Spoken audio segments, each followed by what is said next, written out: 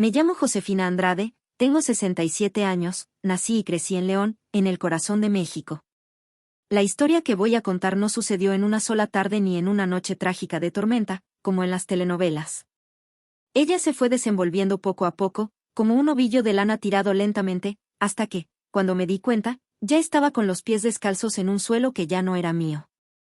Y lo peor es que la casa era mía. Todo comenzó cuando la soledad golpeó más fuerte que el orgullo. Ya hacía 5 años que mi Ernesto había partido, víctima de un infarto fulminante justo después del almuerzo del domingo. Él era de esos hombres que casi no hablan, pero que cuidan. Guardaba recibos de todo, le gustaba hacer mantenimiento preventivo hasta en el ventilador. Yo lo amaba, incluso en sus terquedades.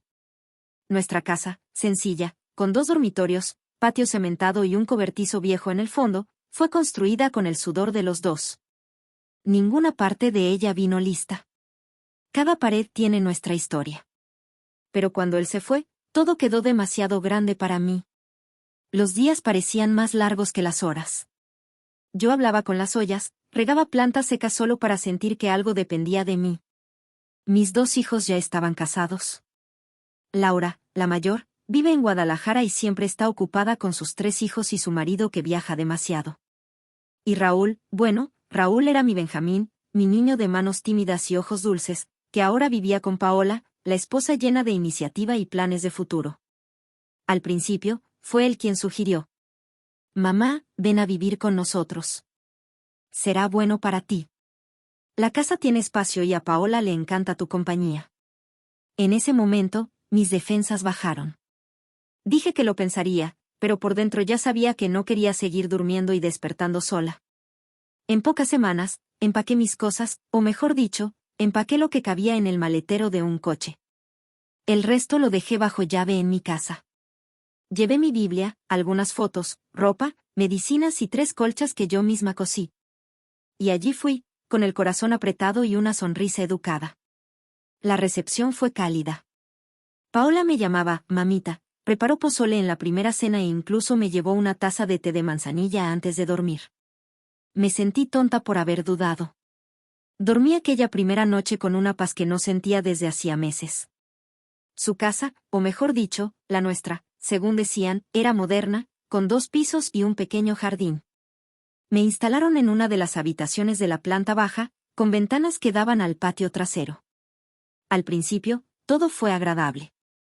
Yo ayudaba en la cocina, cosía pequeñas reparaciones en la ropa de la familia, cuidaba las plantas y leía cuentos a Samuel, mi nieto de 6 años, antes de que se durmiera. El niño era un ángel y me hacía sentir viva.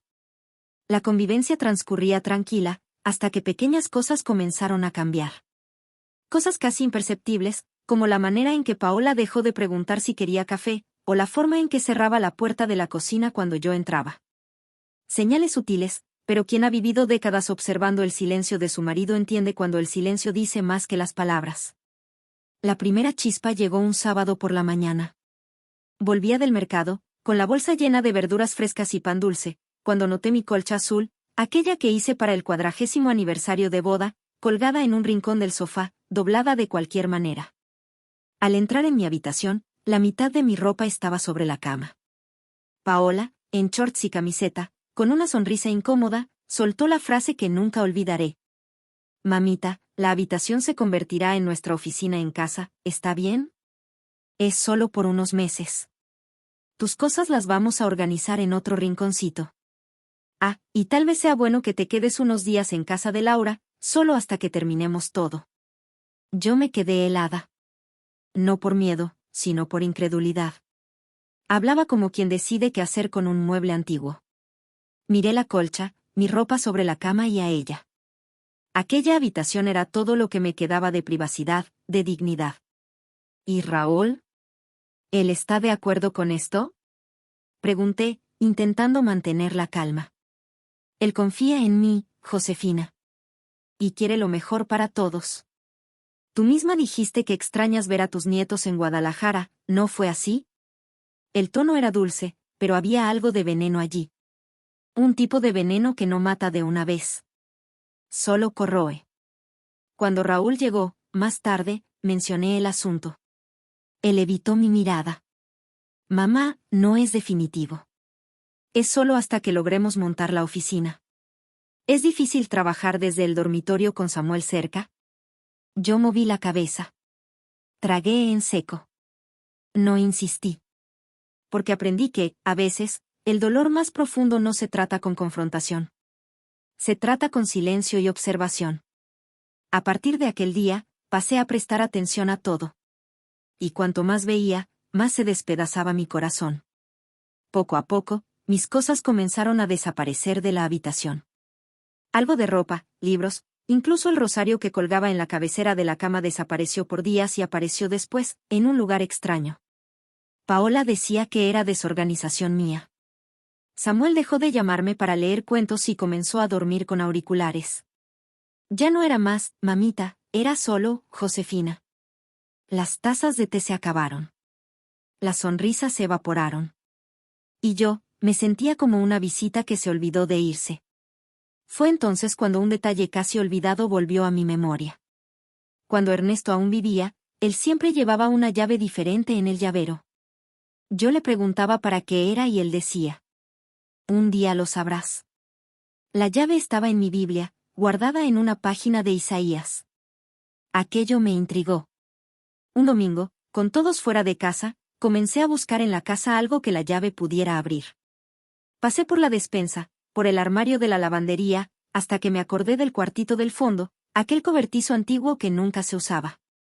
Era húmedo, lleno de cajas de herramientas y madera vieja. Detrás de una estantería, había una parte de la pared con tablas diferentes. Tiré lentamente y, detrás de ellas, estaba allí, una pequeña caja fuerte empotrada, escondida. La llave entró como si hubiera sido hecha ayer. Dentro de ella, había solo una carpeta azul claro, con el escudo del Registro Civil de León. Cuando la abrí, mis manos comenzaron a temblar. Era la escritura de la casa. Firmada por Ernesto hacía más de 10 años. A mi nombre. Con cláusula de usufructo vitalicio. Es decir, nadie podría sacarme de allí. La casa era mía. Siempre lo fue. Él hizo aquello por amor, por seguridad, y nunca lo contó. Tal vez por humildad. Tal vez por miedo a asustarme. Pero lo previo. Cerré la carpeta. Me senté en el suelo frío del cobertizo y lloré. Lloré no solo por la ingratitud, sino por todo lo que había dejado que silenciaran en mí. Yo nunca quise poder. Solo quería respeto. Solo quería que mi presencia no fuera una molestia. Y allí, en ese suelo polvoriento, algo dentro de mí cambió. Por primera vez después de mucho tiempo, sentí que tenía elección. Y que tal vez fuera el momento de usar la sabiduría del silencio a mi favor. A la mañana siguiente, me vestí con calma. Fui al centro y compré 2 cámaras discretas. Pequeñas, fáciles de esconder. Instalé una en la sala, entre los libros, y otra en el pasillo. Y esperé. Si hay algo que la vida me ha enseñado, es que la verdad siempre aparece, y a veces, necesita testigos. Los primeros días, me sentí como una espía dentro de mi propia casa. Las cámaras que instalé eran tan pequeñas que hasta yo olvidaba que estaban allí. Una estaba justo entre los libros de la estantería, apuntando hacia la sala. La otra, en el pasillo de la planta baja, podía captar las conversaciones que ocurrían entre mi habitación, el baño y la cocina. Y fue así, entre una taza de té y una oración silenciosa, que comencé a ver, y oír, todo lo que antes se me escapaba. Al principio, eran solo frases sueltas. Comentarios que antes juzgaba como exageración de mi imaginación ahora estaban allí, grabados en video. Los veía sola en mi teléfono, siempre en silencio, anotando horarios y palabras que me herían más que cualquier bofetada.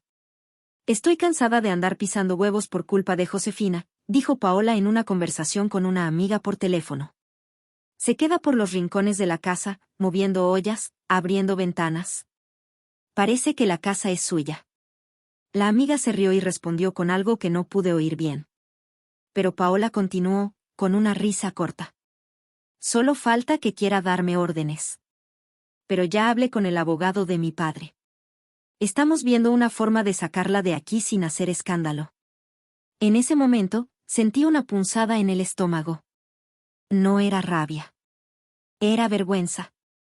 Por dentro, Me preguntaba cómo alguien podía reír mientras tramaba sacar a una señora de casi 70 años de la casa que ella misma ayudó a construir. Y lo peor, cómo alguien podía hacerlo con tanta calma, como si estuviera planeando cambiar un mueble de lugar. Conforme pasaban los días, Paola se volvía más confiada. Comenzó a circular por la casa como si ya hubiera ganado. Un día, llegó a mostrar la casa por videollamada a sus padres, señalando habitaciones y diciendo: «Esta va a ser mi nueva oficina. La suite principal sigue siendo nuestra. Y aquí en el pasillo voy a montar una estantería. El cuartito de Josefina, lo vamos a transformar en trastero, después de que se vaya a casa de su hija». Ella decía esto con Samuel cerca. El niño solo miraba, con los ojos bajos, sin entender muy bien. Y Raúl, él seguía callado. A veces lo veía quieto en el pasillo, pensativo, como si supiera que estaba mal, pero no supiera cómo actuar. Su silencio dolía más que las palabras de Paola. Una noche, mientras hacía ganchillo en mi habitación, oí pasos en la cocina. Eran casi las 23 horas. Curiosa, esperé a que la casa se silenciara y, por la mañana, revisé las grabaciones. Paola conversaba con alguien por video. «Si todo sale bien, para diciembre esta casa ya estará solo a mi nombre», dijo, con una copa de vino en la mano. «Estoy organizando todo». ¿La escritura? Todavía no, pero la vieja no entiende de esas cosas. Todo está bajo control. La expresión en su rostro era de soberbia. Un tipo de sonrisa que jamás imaginaría ver en una persona que, un día, me ofreció té con galletas de canela. Parecía otra mujer. Aquello me conmovió. No solo por la maldad, sino por la frialdad. Y fue allí que comprendí, no estaba lidiando con una nuera confundida o inmadura. Estaba ante alguien que calculaba cada paso, cada palabra, cada gesto. Aún así, seguí en silencio. Hasta que una situación casi me hizo perder el control. Era viernes, al final de la tarde. Samuel volvía de la escuela cuando soltó una frase. «Abuela, ¿ya decidiste a dónde vas a ir cuando tu cuartito se convierta en la oficina de mamá?» Dejé de hacer lo que estaba haciendo. Lo miré a los ojos, que aún tenían inocencia, y sentí un dolor tan profundo que necesité sentarme. El niño no mentía. Solo repetía lo que oía. Con la voz más dulce que pude, pregunté: «¿Y quién te dijo eso, mi ángel?» «Mamá. Ella dijo que te vas a casa de la tía Laura. Que allí hay más niños, y que aquí estás muy sola». La justificación era casi bonita. Pero lo que me dolió fue el hecho de que ya estuvieran haciendo planes sin siquiera consultarme. Como si yo fuera un paquete siendo redirigido de un lugar a otro. Aquella noche, decidí que no esperaría más. Tomé las grabaciones más claras, aquellas donde Paola hablaba directamente sobre la casa, sobre sacar a la vieja, como ella misma dijo, y las edité en un solo video, con subtítulos grandes. No fue por venganza. Fue por justicia. Necesitaba tener pruebas, necesitaba protegerme. Y más que eso, necesitaba que Raúl viera con sus propios ojos aquello que se negaba a ver. Pero antes de mostrárselo a él, sucedió algo aún más grave. Llegó una notificación por correo. Estaba a nombre de Raúl, pero como él no estaba, me la entregaron a mí. Era un documento de consulta jurídica, con mi nombre citado, referente a condiciones de salud mental y capacidad de gestión doméstica. Una solicitud preliminar para evaluación psicológica de un anciano. Temblé de la cabeza a los pies. Paola quería declararme mentalmente inestable. Esa era la jugada. Si lo conseguía, abriría el camino para tomar la casa por incapacidad. Y Raúl, él había firmado como enterado. No como autor, pero como cónyuge. Quedé en shock durante horas. Me senté en la terraza, abracé el rosario y lloré bajito. Recordé cuando Raúl era pequeño, como lo mecí cantando, «Estrellita donde estás», para que se durmiera. Como agarraba mi mano cuando tenía pesadillas. ¿A qué punto habíamos llegado? El domingo siguiente, organicé un desayuno especial. Mesa puesta, pan fresco, frutas, jugo natural. Cuando todos se sentaron, pedí permiso y fui a mi habitación. Volví con la carpeta azul y un sobre. Lo puse sobre la mesa, respiré hondo y dije: «Antes de que el café se enfríe, tengo algo importante que mostrar». Paola sonrió con desdén. ¿Qué pasa ahora, Josefina? Es la escritura de la casa. Está a mi nombre. Con cláusula vitalicia.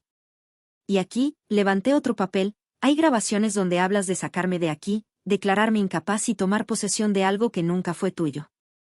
Raúl abrió los ojos desmesuradamente. Paola intentó reír, negar, pero yo le entregué la memoria USB en sus manos. Ve con tus propios ojos, hijo mío. Y después, decide qué quieres hacer con esto. Pero que sepas, no soy una mujer frágil. Soy tu madre. Y esta casa tiene el alma de tu padre. Me levanté y fui a mi habitación. Cerré la puerta con llave. Dejé que el silencio hablara por mí. Más que cualquier grito, él dolía. Aquella noche, nadie cenó juntos. Al día siguiente, Raúl llamó a mi puerta, con los ojos llorosos. Mamá, perdóname. Fui un cobarde. Lo abracé con fuerza. Pero no respondí. Algunas heridas necesitan tiempo. Paola, ese mismo día, hizo una maleta y se fue a casa de sus padres. Dijo que necesitaba pensar. No sé qué pensó, ni me importó. Lo que me importaba era lo que veía reflejado en el espejo, una mujer que, a pesar de los años, aún sabía defenderse. No con rabia, sino con dignidad. Paola se quedó fuera casi 2 semanas. En ese tiempo, la casa volvió a respirar. El aire dejó de ser pesado, los armarios volvieron a crujir sin culpa, e incluso Samuel volvió a sonreír cuando me vio entrar en la cocina. Era como si la sombra que se cernía sobre nosotros se hubiera alejado por un tiempo, no desaparecido, sino dado un paso atrás. Y, sinceramente, quería creer que era el comienzo de un cambio. Pero en el fondo sabía que quien vuelve por orgullo, vuelve dispuesto a guerrear. Raúl, avergonzado, pasó esos días intentando reconectar conmigo. Se sentaba conmigo en la terraza, preguntaba sobre recetas de mi juventud, iniciaba conversaciones sobre Ernesto, algo que nunca hacía. A veces, veía en sus ojos una petición de perdón que no lograba convertirse en frase. Y yo, en mi fe silenciosa, acogía aquel gesto. No porque ya hubiera perdonado, sino porque ser madre es eso, acoger incluso lo que aún no sabes si vas a perdonar. Samuel volvió a venir a mi habitación todas las noches para que leyera cuentos como antes. Se sentaba en mi regazo, ya demasiado grande para eso, pero con el corazón aún lo suficientemente pequeño como para caber en mi abrazo. Un día, me dijo. Abuela, le pedí a mamá que no te echara. ¿Y qué le dijo? Que a veces, uno necesita crecer y dejar las cosas viejas atrás. Pero yo no creo que tú seas, cosa vieja. Contuve el llanto hasta que se durmió. Después fui a la capilla improvisada en el cobertizo de atrás, donde había colocado la imagen de Nuestra Señora de Guadalupe, 2 velas y el retrato de Ernesto. Allí, hablé con él como si aún estuviera a mi lado. Pedí fuerzas, pedí claridad. Y pedí, por encima de todo, que mi corazón no se volviera igual al de ellos. Pero bastó con que Paola volviera para que el peso regresara. Entró como si nada hubiera pasado, vestida de blanco, con una sonrisa de catálogo. Saludó a Samuel con exageración, besó a Raúl con prisa y me lanzó un «Buenos días, Josefina», tan falso que casi me dio náuseas. Durante la cena, actuó como si estuviera de paso, pero al final, dijo. He estado conversando con mis padres estos días y tomé una decisión. Vamos a comenzar una reforma en la casa. No necesita preocuparse, Josefina. Vamos a respetar su rinconcito. Fingí sorpresa. Mantuve el tenedor en movimiento. No dije nada. Ella prosiguió. El cobertizo se convertirá en una sala de estudios para Samuel. Y el antiguo cuarto de herramientas será el nuevo trastero. Incluso, la semana que viene, un equipo vendrá a ver la estructura. Ya lo he agendado todo. Raúl, esta vez, carraspeó. Pero no tuvo el valor de contradecirla. Me miró, como diciendo, no estoy de acuerdo, pero no sé qué hacer. Y allí me di cuenta, él no había cambiado. Solo se había callado por vergüenza. Pero en el fondo, seguía siendo aquel niño que prefería ver el circo arder que contrariar a alguien. A la mañana siguiente, Paola pasó el día entero en el patio con el teléfono en la mano y una cinta métrica colgada en la cintura. Parecía una arquitecta de reality show. Yo observaba todo por la ventana, sin intervenir. Hasta que, alrededor de las 4 de la tarde, oí voces masculinas en el fondo del terreno. Eran 2 hombres midiendo el cobertizo. Salí de la casa y fui hasta allí. Uno de ellos me saludó, el otro evitó mis ojos. Pregunté con educación. Buenas tardes. ¿Puedo saber qué están haciendo? Vinimos a hacer la evaluación de la estructura, señora. Nos dijeron que se transformaría en una habitación multiuso. Aquí está la autorización. Él me mostró un papel con el nombre de Paola firmado. ¿Y su nombre está en la escritura? Pregunté, mirándolo fijamente. Mire, eso no lo sé, señora. Les pedí que salieran del terreno. Dije que, como propietaria, no había autorizado ninguna reforma. Dudaron, pero se fueron. Paola me esperaba en la puerta de la casa, con los brazos cruzados y el rostro enrojecido. ¿Con qué derecho los echó? Disparó. Con el derecho de quien es dueña de la casa. Y de la memoria que ella carga. Te crees tan importante, ¿verdad? Vives del pasado. El mundo cambió, Josefina. Las familias cambiaron. La casa ahora es nuestra. Tú estás de favor. Esas palabras me golpearon en el pecho como pedradas. Pero no lo mostré. Me mantuve firme, como aprendí de mi madre, incluso cuando el corazón quería desmoronarse. Si la casa fuera de ustedes, yo ya estaría fuera desde hace mucho tiempo. Pero no lo estoy. Y tampoco voy a salir. La escritura aún dice mi nombre. Y mientras eso no cambie, cada pared de aquí me pertenece. Ella se rió, burlonamente. Entonces vamos a ver qué dice la justicia. La señora no está muy bien de la cabeza. Cualquier médico lo nota. Y fue entonces cuando entendí. El plan no había cambiado. Solo se había camuflado. En los días siguientes, comencé a notar que Paola evitaba hablar cerca de mí. Pasaba más tiempo encerrada en la habitación con Raúl, susurrando. Samuel volvió a distanciarse. Un ambiente extraño se apoderó de la casa, como si yo fuera un fantasma que todos fingían no ver. El viernes, recibí la visita de una mujer elegante, de blazer beige y una carpeta negra. Se presentó como asistente social. Dijo que estaba allí para conocer mi rutina, mi bienestar emocional y evaluar mi capacidad de convivencia. No era una sorpresa. Era parte del plan. Fui educada, serví café, conté sobre mi vida, mostré mis exámenes médicos, mi rutina de lectura e incluso mis labores de ganchillo. La mujer parecía incómoda, como si esperara encontrar otra cosa. Al final, dijo. La señora aparenta estar en plena lucidez. Pero el informe aún necesita ser validado. Espero que no la estén molestando. Solo estoy siendo olvidada, respondí. Y eso, doctora, usted no lo va a ver en exámenes. Ella no respondió. Se fue con el café aún caliente en la taza. Aquella noche, percibí que había algo en mí que también comenzaba a cambiar. Ya no tenía miedo de la soledad. Tenía miedo de la injusticia. Y más que nada, tenía la certeza de que Paola no iba a parar hasta arrancarme de aquella casa. No por el espacio, sino por el ego. Entonces decidí actuar. Fui al registro civil donde la escritura estaba registrada. Conversé con un antiguo conocido de mi Ernesto, que ahora era director allí. Le mostré las grabaciones. Le conté todo. Le pedí que me orientara legalmente, pues no quería escándalo. Solo quería seguridad. Él me recomendó a una abogada joven, pero firme. Alma Rodríguez. En menos de 3 semanas, ella organizó un dossier con todo lo que yo tenía. Presentó un documento garantizando mi posesión vitalicia de forma aún más clara. Y, por precaución, solicitó una medida cautelar para impedir transferencias o reformas sin mi autorización. Fue un alivio. Y una tristeza. Porque hacer eso con mi propio hijo involucrado, aunque fuera por omisión, era como cortar un lazo con un cuchillo sin filo. Duele, pero es necesario. El domingo, fui a misa sola. Encendí una vela por Ernesto. Y otra por mí. A la vuelta, encontré a Samuel sentado en los escalones de la terraza. Abuela, ¿es verdad que te vas? No, mi amor. ¿Quién dijo eso? Mamá. Ella dijo que vas a vivir a un asilo de ancianos. Lo abracé con fuerza.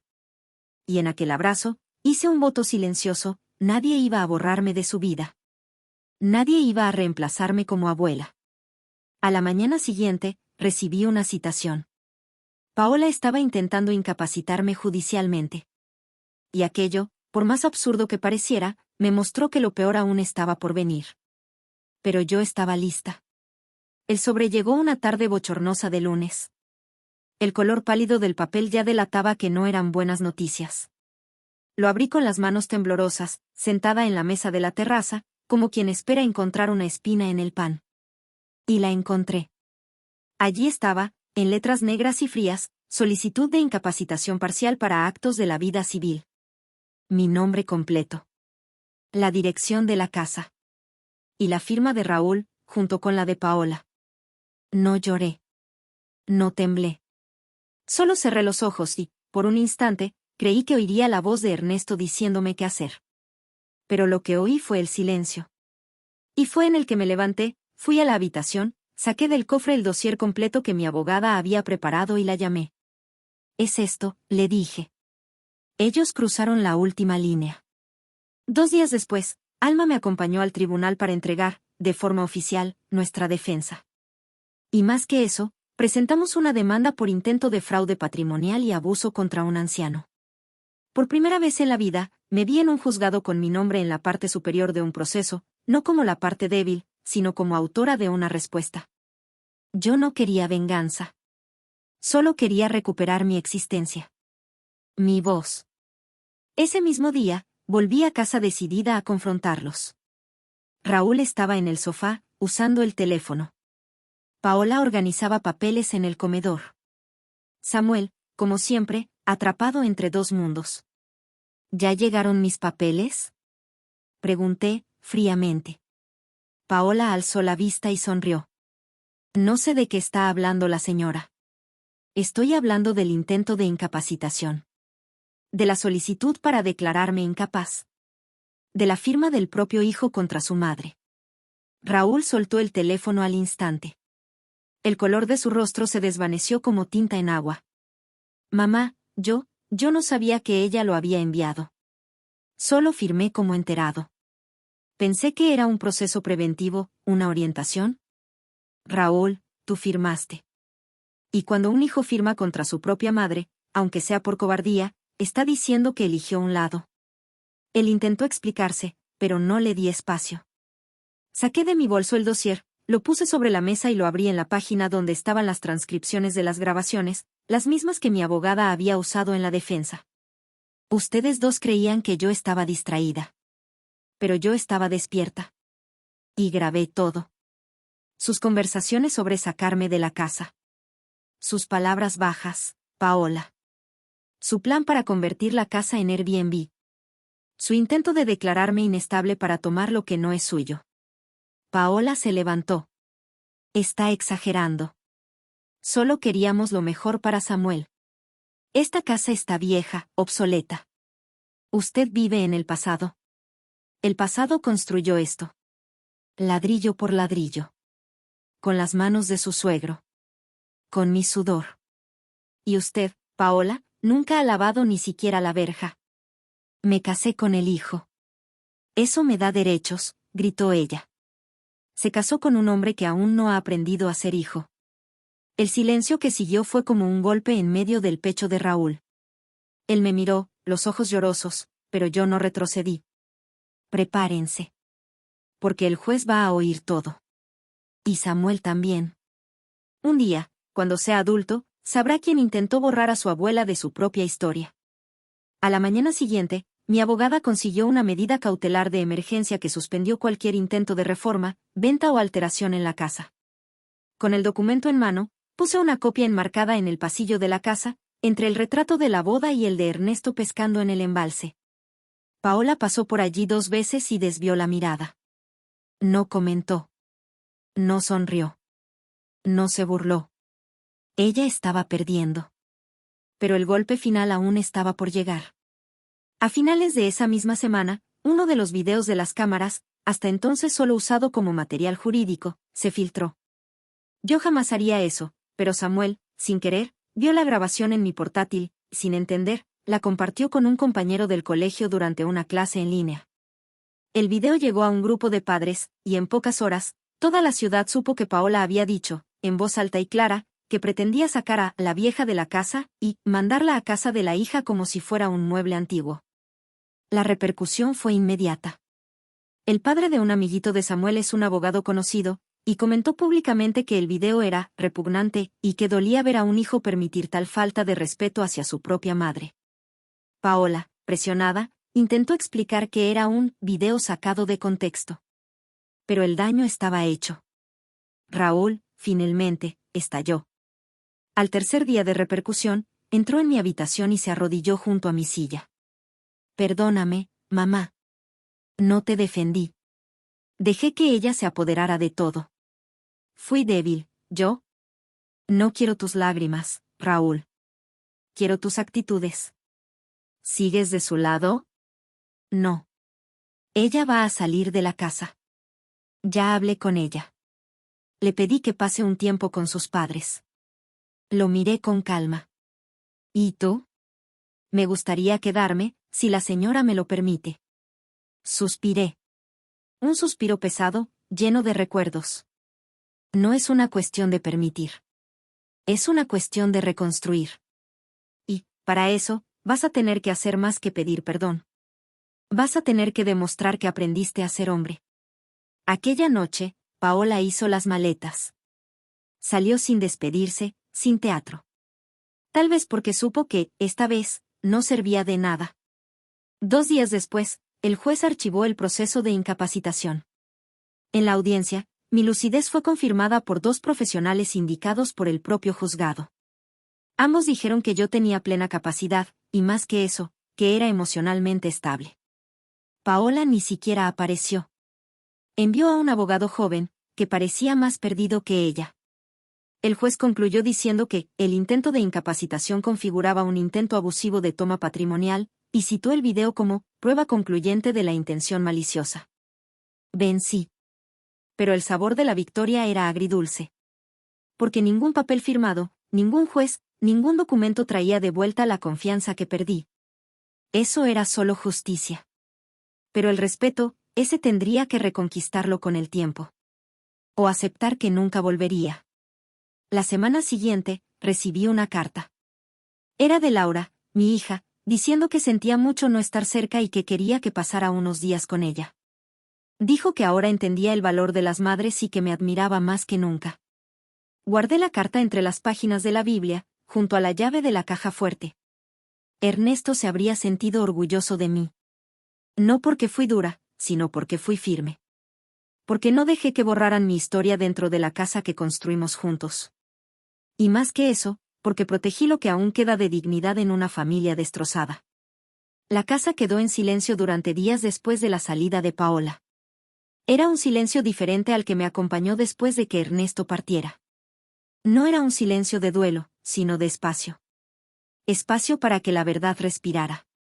Por primera vez después de mucho tiempo, podía oírme a mí misma sin el peso de pisadas calculadas, susurros fingidos o miradas de desprecio rondando por los rincones. Volví a encender mis velas para Nuestra Señora de Guadalupe en el cobertizo y a preparar mi café con canela sin prisa. Aquel lugar, por fin, me devolvía la paz. Raúl permaneció en la casa. Más callado de lo habitual, casi retraído. Parecía vivir entre el peso de la culpa y el alivio de no tener que fingir más. Todas las mañanas, me daba los buenos días con un beso en la mejilla. No había más excusas ni justificaciones, y eso, para mí, ya era un comienzo. A veces, nos sentábamos juntos a tomar café y hablábamos sobre su infancia, sobre el tiempo en que Ernesto lo llevaba al campo los domingos para ver los caballos. Y él siempre terminaba la conversación con un «perdóname, mamá». Yo respondía con una sonrisa y un leve toque en la mano. Porque demasiadas palabras, en esta etapa de la vida, solo estorban lo que el corazón intenta curar lentamente. Samuel también parecía más liviano. Volvió a dormir en su habitación, volvió a llamarme para leerle cuentos antes de dormir, volvió a reír fuerte, como debe reír todo niño. Un día, me trajo un dibujo de la casa, hecho con lápices de colores. En la entrada, dibujó a una mujer de cabello blanco sosteniendo un rosario. Le pregunté: ¿Quién es esa, mi amor? Y él respondió con naturalidad: Eres tú, abuela. La dueña de la casa. Guardé aquel papel como si fuera un documento más valioso que la escritura. Porque allí, en ese garabato infantil, estaba la verdad que me sostuvo toda la vida. Mi existencia solo tenía sentido si dejaba huellas buenas en el corazón de alguien. Con el proceso terminado y los derechos legalmente reforzados, mi abogada, Alma, sugirió algo que al principio me pareció extraño: hacer un nuevo testamento, nombrando a un tutor de confianza y dejando claro que la casa permanecería conmigo hasta el final de mis días, y después se convertiría en un espacio de acogida para mujeres mayores que enfrentaran el mismo tipo de abandono y humillación que yo viví. Pensé durante noches. Hablé con Nuestra Señora. Hablé con Ernesto en mis pensamientos. Y decidí aceptar. 2 meses después, fundamos el proyecto Casa Luz de Esperanza. Poco a poco, con donaciones de la parroquia, de la comunidad e incluso del ayuntamiento, transformamos el antiguo cobertizo de atrás en un pequeño taller de bordado y lectura. Las vecinas comenzaron a frecuentarlo, algunas traían a sus madres, otras venían solo a escuchar una palabra amiga. Y allí, entre hilos, café y confesiones susurradas, encontré un nuevo propósito. Paola, por su parte, no volvió más. Supe, por comentarios de conocidos, que vivía en San Miguel de Allende con sus padres. Intentó abrir una tienda de decoración, pero parece que las cosas no marcharon como esperaba. Nadie la expulsó de la ciudad, pero muchas puertas se cerraron. Y créanme, no siempre es necesario gritar para que el mundo escuche el peso de nuestros actos. A veces, el silencio de la conciencia es el mayor castigo. Raúl me pidió perdón por última vez, en voz alta, una mañana de domingo. Estábamos arreglando el jardín, él regaba las plantas y yo podaba uno de los rosales de Ernesto. Paró lo que estaba haciendo, me miró con los ojos llenos de lágrimas y dijo: Mamá, le fallé. Y sé que quizás nunca pueda borrar lo que hice. Pero si usted me lo permite, quisiera pasar el resto de mi vida intentando merecer su perdón. No pude contener las lágrimas. Abracé a mi hijo con toda la fuerza que aún tenía en los brazos y le dije: El perdón no se merece, Raúl. Se ofrece. Pero la confianza, es así, vas a tener que reconquistarla. Día tras día. Él asintió con la cabeza, sin quejarse. Y en ese instante, sentí que quizás aún había esperanza para nosotros dos. Pasaron los meses. La casa cobró vida nueva. La pequeña capilla en el cobertizo se convirtió en un refugio para mujeres del vecindario. Creamos grupos de oración, tardes de bordado, encuentros de lectura de cartas antiguas. Algunas lloraban al leer notas de hijos que las habían olvidado. Otras sonreían al recordar a sus maridos ya fallecidos. Y allí, en ese círculo simple de sillas de plástico y fe compartida, encontré una familia más sincera que cualquier lazo de sangre. Un día, mientras barría la entrada de la casa, encontré una carta dejada discretamente en el buzón. Era de Paola. Sin firma, pero reconocí la letra. Decía: No lo entendí en su momento. Hoy lo entiendo. Y por eso, escribo sin esperar respuesta. Solo para que sepa que no era personal. Era orgullo. Era miedo. Era inmadurez. Espero que esté bien. Y que un día, cuando Samuel sea adulto, él pueda tener la sabiduría que yo no tuve. Cerré la carta. No lloré. Simplemente caminé hasta la pequeña imagen de Nuestra Señora en la entrada de la casa y dejé el sobre a sus pies. Porque algunos dolores no hay que cargarlos para siempre. Basta con saber dónde dejarlos. Hoy, con 68 años, sigo en la misma casa donde Ernesto y yo plantamos nuestras raíces. Solo que ahora, ella ya no es un espacio físico. Es un testimonio. Un recordatorio vivo de que no siempre el mal vence, a veces, solo nos enseña a luchar mejor. Porque por más que intenten borrarnos, quien construyó la casa con amor nunca vive de favor. Y si me ha escuchado hasta aquí, sepa que esta no es solo mi historia. Es la de muchas mujeres como yo, que han sido silenciadas dentro de sus propias paredes. Pero también es la historia de aquellas que un día se levantaron. Si usted es una de ellas, déjelo aquí en los comentarios desde donde está viendo esto. Quiero saber hasta dónde logró llegar mi voz. Que Dios bendiga su hogar, y que nunca le arranquen del lugar donde usted plantó amor.